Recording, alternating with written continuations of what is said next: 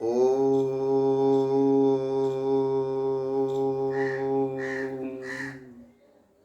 श्री गुरु चरण कमलभ्यो नमः। ओम। आज के प्रश्न में पूछा जा रहा है कि ये देह तीन का मैं दृष्टा हूं, सो देह तीन कौन सी है? ये तीन देह कौन सी है? तो हमारी तीन देह, एक स्थूल शरीर है, एक सूक्ष्म शरीर है और एक है कारण शरीर।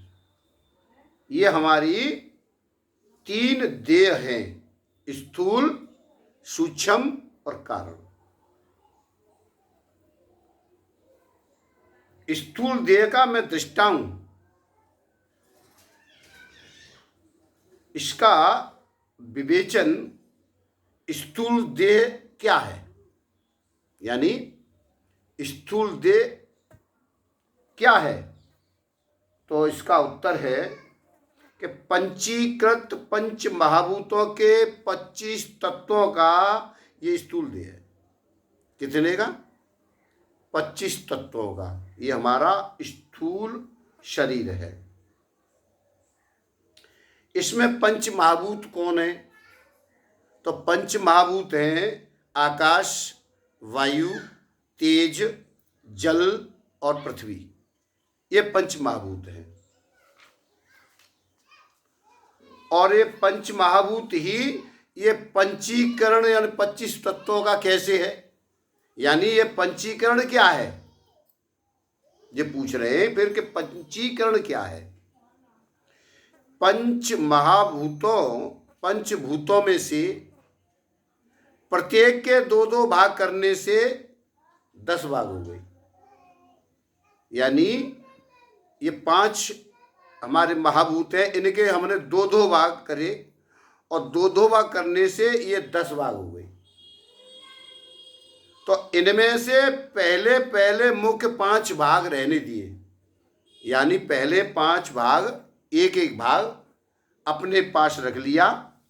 पहले पहले मुख्य 5 भाग रहने दिए और दूसरे जो 5 भागों में से, 5 भागों में से प्रत्येक के फिर 4-4 भाग किए। 5 में से कितने किए? 4-4 भाग। वे 4-4 भाग आकाश भूतों के अपने अपने अर्ध अर्ध, यानी अपने अपने आधा आधा भाग, और मुख्य भाग में न मिलाकर, मुख्य भाग में न मिलाकर के अन्य अन्य भूतों के आधा आधा भाग मुख्य भाग में एक एक करके मिलाए। नहीं समझ में आई? अर्ध अर्ध मुख्य भाग में न मिलाकर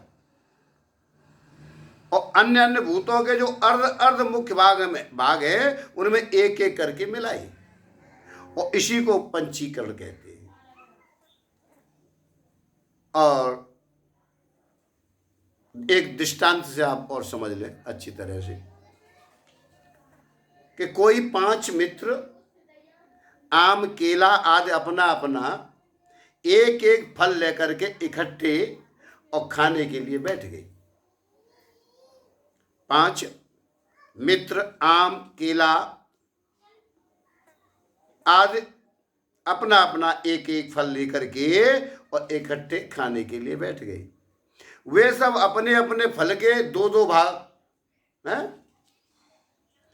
वो सब अपने अपने फल के दो दो भाग करके और आधा आधा भाग तो अपने अपने वास्ते रख लिया। आधा भाग अपने पास रख लिया, आधा आधा भाग अपने वास्ते रख लिया। अवशेष आधे आधे भाग के फिर 4-4 भाग करे। जो आधा आधा भाग बचा है उसके फिर 4-4 भाग करे। 4-4 भाग करके चारों मित्रों को वितरण किया। चारों मित्रों को वितरण कर देवे तब ये 5 फलों का परस्पर मिलाप हो जाता है। अच्छा सिद्धांत है इसका कि आकाश के 2 भाग किए, जैसे 5 महाभूतों के आधा आधा भाग किया तो आकाश के दो भाग किए, उनमें से एक भाग रहने दिया, दो भाग करे, एक अपना रहने दिया, और दूसरे भाग के चार भाग किए, अपने जो आधा भाग बचा है उसके चार भाग किए, जो आकाश में न मिलाकर एक भाग वायु में, एक तेज में, एक जल में और एक पृथ्वी में मिलाया। आकाश में न मिला करके इन चारों में मिला दिया। वायु किस में मिलाया? वायु, तेज, जल और पृथ्वी, इनके दो दो भाग का उपरोक्त विधि से ये पंचीकरण किया, और इस रीति से 25 तत्व होकर पंच महाभूतों का परस्पर मिलाप हो जाता है। तो ये हमारा स्थूल देह जो है, स्थूल देह 25 तत्वों से इस तरह से पंचीकरण हुआ, और ये 25 तत्वों से हमारा ये स्थूल देह तैयार हुआ। और आगे जो है ये आपने स्थूल देह के बारे में जाना, 25 तत्वों से पंचीकरण, जैसे पंच महाभूतों से पंचीकरण 25 तत्वों का ये हमारा स्थूल देह हुआ। अब आता है दूसरे नंबर पर हमारा सूक्ष्म शरीर। सूक्ष्म शरीर, तो सूक्ष्म शरीर का ये विवेचन है कि सूक्ष्म देह क्या है। सूक्ष्म जो देह है, वो शरीर है, वो क्या है? तो अपंचीकृत पंच महाभूतों के, अपंचीकृत जो पंच महाभूतों के 17 तत्वों का ये सूक्ष्म देह है। ये कितने देह तत्वों का है? 17 तत्वों से ये हमारा सूक्ष्म शरीर तैयार हुआ है, बना है। अब बात आती है कि सूक्ष्म देह के 17 तत्व फिर कौन से? यानी सूक्ष्म पंचीकृत में, स्थूल देह में तो 25 तत्व आपने सुन ही लिए। अब जो है सूक्ष्म शरीर के 17 तत्व कौन से? तो 17 तत्व जो है आप 5 ज्ञानेंद्रिय, 5 कर्मेंद्रिय, 5 प्राण और मन और बुद्धि, ये 17 तत्व हैं। इन 17 तत्वों से हमारा सूक्ष्म देह बना है।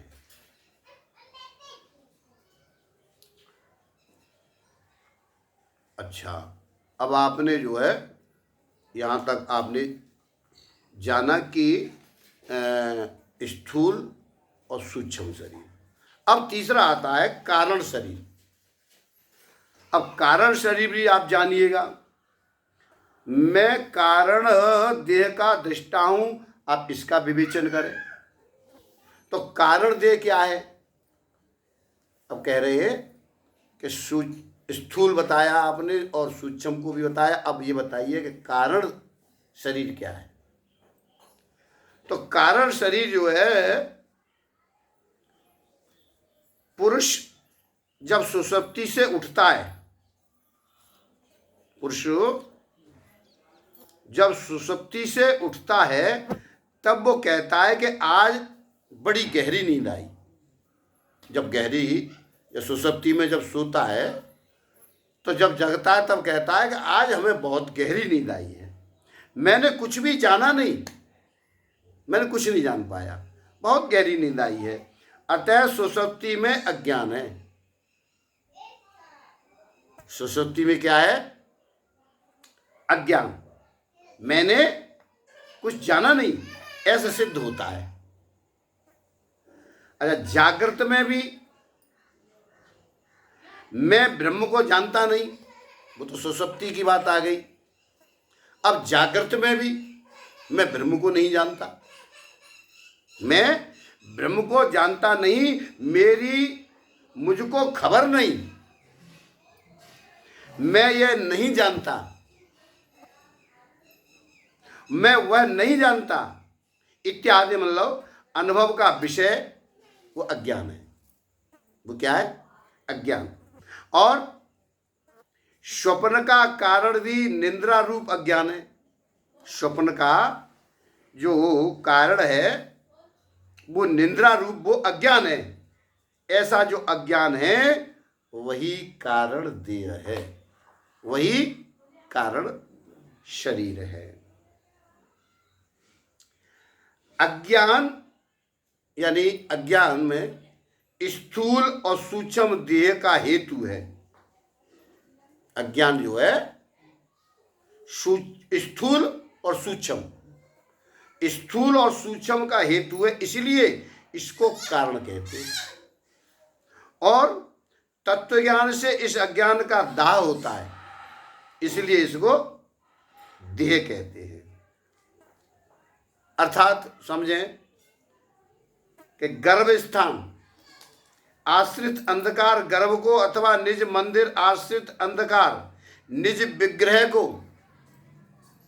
निज विग्रह को जैसे जेल ढक लेता है, आज वैसे ही अज्ञान ब्रह्म के आश्रित होकर है, जैसे जेल ढक लेता है वैसे ही ये अज्ञान ब्रह्म के आश्रित होकर ये ब्रह्म को ही आवरण करता है, यानी ढक लेता है।